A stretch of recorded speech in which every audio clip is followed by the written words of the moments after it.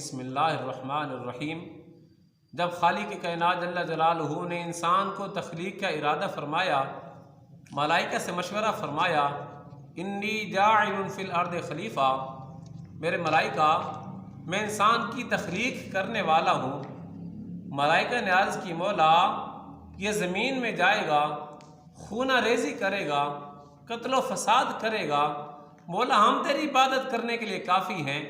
رب نے فرمایا، انی عالم ما لا تعلمون، ملائکہ جو میں جانتا ہوں تم نہیں جانتے۔ احباب، جب رمضان شریف کا مہینہ ہے اور آخری عشرہ مبارکہ ہے اور اس طاق راتوں کے اندر لیلۃ القدر کو تلاش کرنے کا حکم دیا گیا ہے، احباب خالق کائنات جل جلالہ طاق راتوں میں اپنے ملائکہ سے مخاطب ہو کے فرماتا ہے، میرے ملائکہ تم نے کہا تھا یہ زمین پر جا کر خونہ ریزی کرے گا، قتل و فساد گری کرے گا۔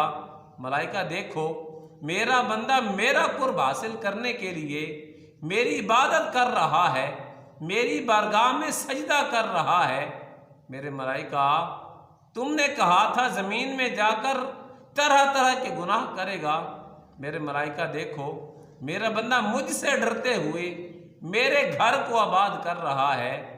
اور احباب، کتنی خوش نصیبی کی بات ہے، ہم زمین پر بیٹھ کر رب کو یاد کرتے ہیں اور رب کی ذات ملائکہ کی محفل میں ہمیں یاد کرتا ہے۔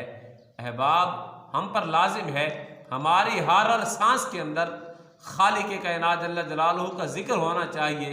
عارفوں کے سلطان حضرت سلطان باہو رحمۃ اللہ تعالیٰ علیہ آپ فرماتے ہیں کہ جو دم غافل سو دم کافر، سن مرشد اے پڑھایا ہو۔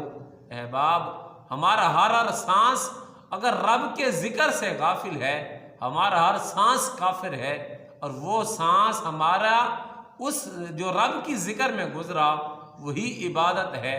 وآخر دعوانا ان الحمدللہ رب العالمین۔